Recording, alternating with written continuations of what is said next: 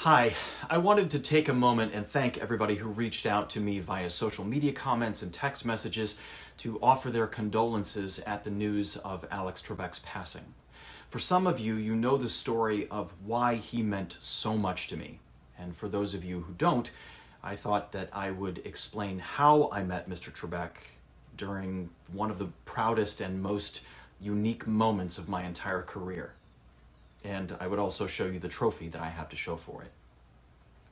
In November of 2009, I began hosting untelevised full games of the TV game show Jeopardy at IBM. The computer giant IBM had built what is known as a cognitive system, or artificial intelligence focusing on question answering.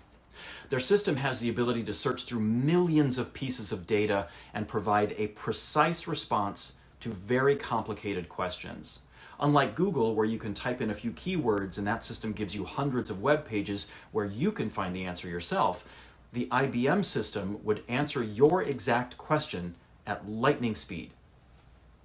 The way IBM decided to introduce this groundbreaking technology was to have their computer system, that they named Watson, play 2 full games of the TV game show Jeopardy against the 2 greatest champions to ever play the game, Ken Jennings and Brad Rutter.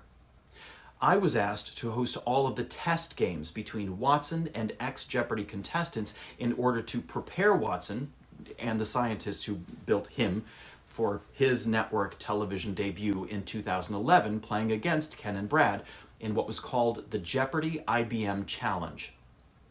I have so many stories about the 25 months I spent with Watson as the host of this highly secretive project, but none as special as the moments I spent with Mr. Trebek.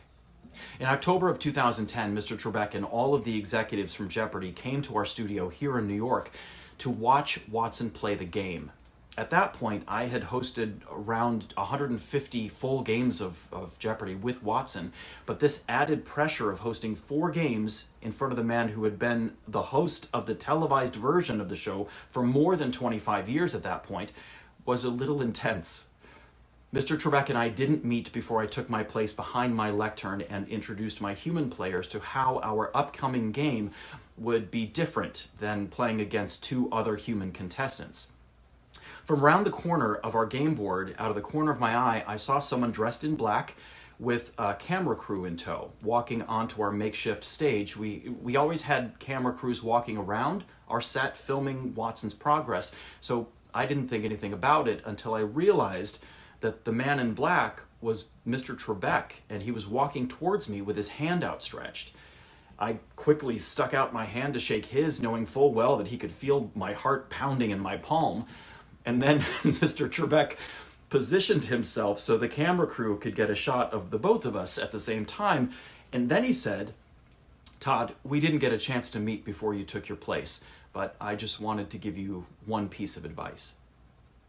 And I can barely hear him because of the overwhelming sound of my heartbeat pounding in my head. And then he said, to a packed room that is more silent than any space I have ever been in before, he looked me right in the eye and he said, "Don't be too good." And then the room exploded with laughter, and he turns and then he disappeared around the corner of the game board again.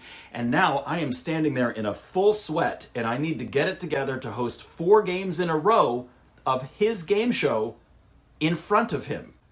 Needless to say, those were probably the best 4 games I ever hosted during my entire 196 game run as host of these Watson test games. A few months later, Mr. Trebek and the team returned to IBM to tape the Jeopardy IBM Challenge tournament, and during the first game that aired on Valentine's Day of 2011, Mr. Trebek said this on air after a short documentary of Watson's journey. I want to thank Todd Crain, that very talented young man who hosted all those games. Watson is in command. I was so honored to have had Mr. Trebek acknowledge me and my work with this incredible project. No one asked him to thank me. No one required him to thank me. He did that on his own because that's the kind of guy he was. Generous and overwhelmingly kind.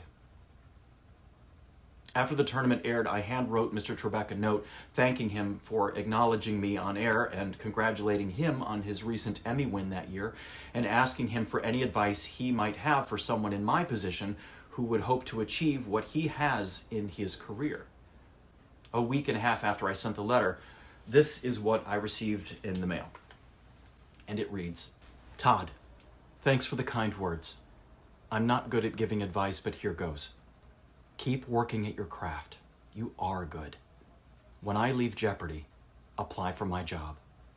All the best, Alex." That was a very good day for me.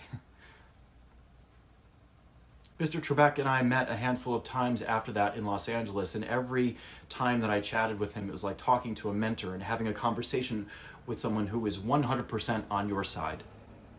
Mr. Trebek said that he put in a good word for me to eventually replace him, but always said that that decision wasn't his to make, for which he was right. For me, the moments I spent with Mr. Trebek were special and unforgettable. I learned from him. I admired him. And I, like all of you, will miss him terribly.